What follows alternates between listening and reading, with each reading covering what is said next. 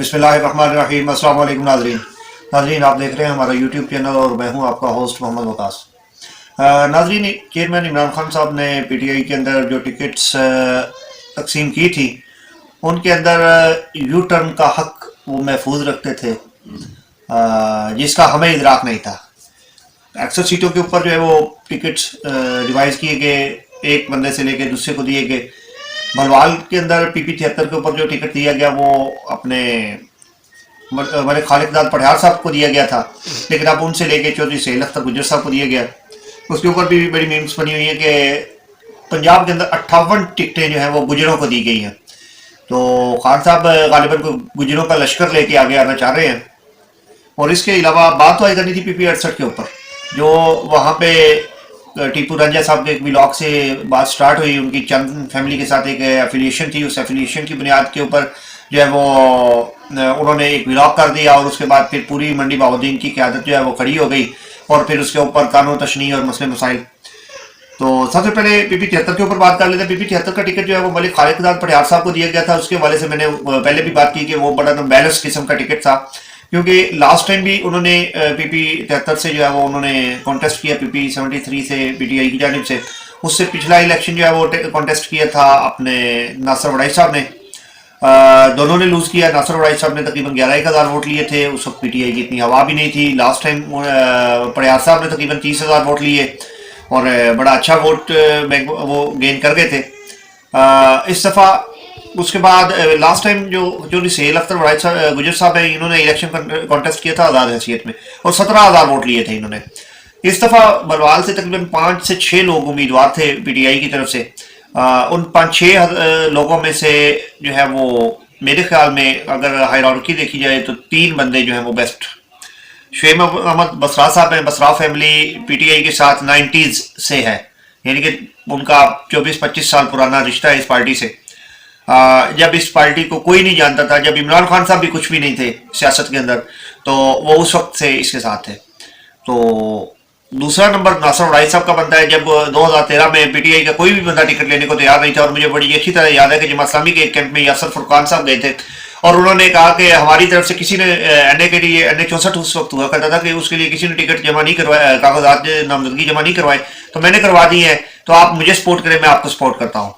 और उस वक्त नासिर वड़ाई साहब ने, उस वक्त ये पीपी 29 थी, पीपी 29, इसके ऊपर कागजात नामजदगी भी जमा करवाए और 11,000 वोट भी लिए थे।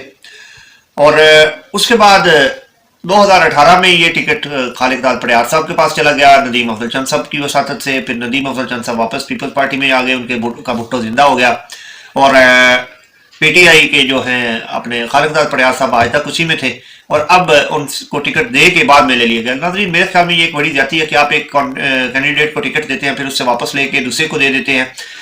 ये मुझे कुछ पॉलिटिकल विल जो है खान साहब की समझ नहीं आई। और पीपी 68 के हवाले से जो गुम की सूरत हाल है वहाँ पे टिकट, अगर तो पीटीआई के बयानिए को देखा जाए तो ये बयानिया था कि हम जो है वो लेके आएंगे, मोरूसी सियासत का कला कमा करेंगे। तो पीपी 68 के हिसाब से तो अगर देखा जाए तो उन्होंने इसका कला कमा किया भी है। मोरूसी सियासत थी, चंद फैमिली की ये खानदानी सीट थी वहाँ पे, जो इसको हटा के अपने नदीम अफजल चंद साहब को, अपने गुलरेज अफजल चंद साहब को हटा के उन्होंने कमर खान साहब को दिया है। और पीपी 72 के अंदर सेम उन्होंने प्राचा फैमिली को पीपी 72 का टिकट दे दिया। हसन इनाम प्राचा साहब वहाँ पे उम्मीदवार हैं। पीपी 68 के ऊपर जो मामला बना हुआ है वो ये है कि चंद फैमिली की वहाँ से 5-6 सीटें हैं, मुख्तलिफ हल्कों से वो इलेक्शन जीतते हैं, लड़ते हैं और उसके बाद वो जनाब वहाँ से जीतते हैं। चंद फैमिली का एक ये भी काम है कि उन्होंने मंडी बहाउद्दीन को जिला बनवाया है और चंद फैमिली एक अरसे से वहाँ पे जो है वो मुख्तलिफ सीटों के ऊपर जीतती रही है। अब यहाँ पे 2 पहलू हैं। एक पहलू ये है कि अगर आप पार्टी के लिहाज से देखें तो चंद फैमिली गुज़श्ता 6-7 साल से पीटीआई के साथ है और कमर खान साहब जो है वो पीटीआई से अलग है। अब पीटीआई इस लिहाज से अगर देखा जाए तो टिकट जो है वो चंद फैमिली का बनता है। कमर खान साहब को जो हमारे पास इतलात है उसके मुताबिक तो ये है कि कमर खान साहब को खुद खान साहब ने बुला के उनकी अच्छी रिप्यूट की बुनियाद पे और उनके जो काम है खुदा तरसी वाले या गरीब परवरी वाले, जो लोगों को राशन देते हैं, लोगों के साथ भलाई के काम करते हैं, उनकी अच्छी रिप्यूट की बुनियाद पे उनको बुला के खुद टिकट दिया है। अगर इस काम को देखा जाए इस लिहाज से कमर खान साहब जो है वो आगे हैं। दूसरा एक नजर मोहम्मद गोंदल साहब का एक स्टेटमेंट आया था कि जी इन्होंने पठान को टिकट दिया है, तो ये लसानी बुनियादों पे टिकट्स को इस चीज़ को पॉलिटिसाइज करना और लोगों को लेट डाउन करना और एक लसानियत को हवा देना, ये पंजाब के कल्चर के बिल्कुल खिलाफ है। खान साहब ने टिकट दिया है, अगर आप पार्टी के साथ इतने लॉयल हैं तो आपको बिल्कुल पार्टी के इस फैसले के ऊपर स्टैंड करना चाहिए और कमर खान को सपोर्ट करना चाहिए। और अगर आप पार्टी के साथ लॉयल नहीं है, आप अपने खानदानी रवायात के मुताबिक है, तो फिर आपको चढ़ते सूरज को देखना चाहिए, जिस तरफ की हवा है उस तरफ चले जाना चाहिए। और अब आखिरी इतलात तक तो यही बात सामने आ रही है कि भुट्टो साहब जो है वो पिंड मक्कों की तरफ चल निकले जिंदा होके। तो अब 2023 के इलेक्शन में भुट्टो पिंड मक्कों के अंदर दोबारा जिंदा हो जाएगा। अगले व्लॉग तक के लिए इजाजत दीजिए, मिलते हैं कल इंशाल्लाह एक नए व्लॉग के साथ। अस्सलाम वालेकुम।